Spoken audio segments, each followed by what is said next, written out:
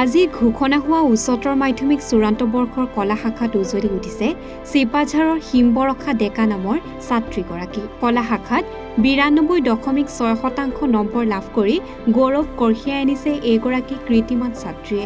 গুৰুব্ৰহ্ম শৈক্ষিক শিক্ষানুষ্ঠানৰ ছাত্ৰী আছিল হিমবৰষা ডেকা। কলা শাখা আৰু বিজ্ঞান শাখাত অৱতীৰ্ণ হোৱা আজিৰ উচ্চতৰ মাধ্যমিক পৰীক্ষাৰ ফলাফলত গুৰুব্ৰহ্ম শৈক্ষিক প্ৰতিষ্ঠানৰ ১০০% উত্তীৰ্ণ হাৰে গৌৰৱৰ অধ্যায় সূচনা কৰিবলৈ আৰম্ভ কৰিছে শিক্ষানুষ্ঠানখনে।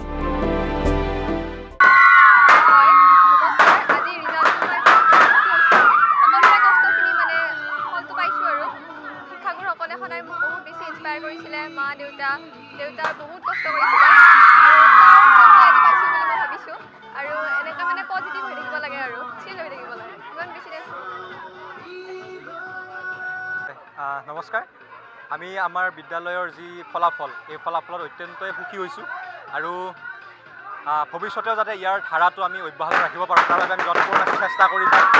আমাৰ দুয়োটা শাখাতে ১০০% উত্তীৰ্ণ হৈছে, তাৰ বাবে আমি উৎফুল্লিত হৈছোঁ। এইবাৰ আমাৰ প্ৰথম বৰ্ষ আছিল আৰু প্ৰথম বৰ্ষতে এনেকুৱা ধৰণৰ এটা ফলাফল লাভ কৰি আমি অত্যন্তই সুখী।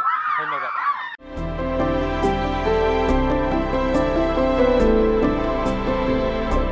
চিপাঝাৰৰ পৰা আসলামুদ্দিন আহমেদৰ ৰিপৰ্ট, এনি ভাৰত 24।